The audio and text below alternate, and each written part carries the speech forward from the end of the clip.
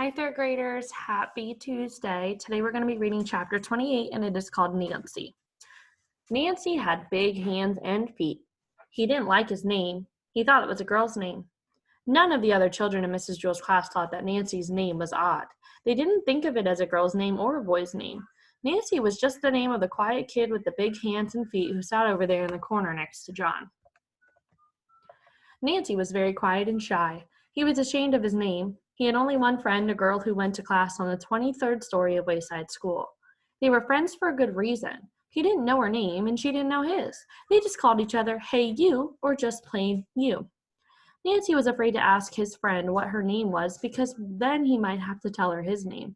He never could figure out why she never asked, but he was happy just to leave well enough alone. One morning, Nancy and his friend were late. When they got to the 23rd story, his friend's teacher was waiting outside. "Hurry up, you're late," Max said to the teacher. Nancy's friend turned red. She didn't move. "Come on, Mac, shake your leg. Get the lead out. Get the lead out," said the teacher. "Your name is Mac," said Nancy. Mac was very pretty. She had red hair and freckles. She covered her face and ran into the room. "My name is Nancy," Nancy called after her. Max stepped back outside. "I was ashamed to tell you my name," she said. "Well, me too," said Nancy. "Nancy's a girl's name." "Oh, I think it's cute," said Mac. "I like the name Mac," said Nancy. "Mac is a boy's name," said Mac. "My mother has a rich aunt named Nancy," said Nancy. "That's why she gave me the name." "My mother once had a dog named Max," said Mac. "Hey, do you want to trade?" Nancy asked. "Well, can we?" asked Mac. "I don't see why not," said Nancy. "Okay," said Mac. They spun around 100 times in opposite directions until they were so dizzy they fell over. When they stood up, Mac was Nancy and Nancy was Mac. They said goodbye. Then Mac raced up to Mrs. Jewell's room. He was no longer shy. "Hi, everybody. My name's Mac," he announced. "I traded names," and he held out his big hand. Todd jumped up and shook it. "Hi, Mac," he said. "Glad to meet you." "How you doing, Mac?" said Ron. "Howdy, Mac," said Terrence. "Nice to see you, Mac," said Baby.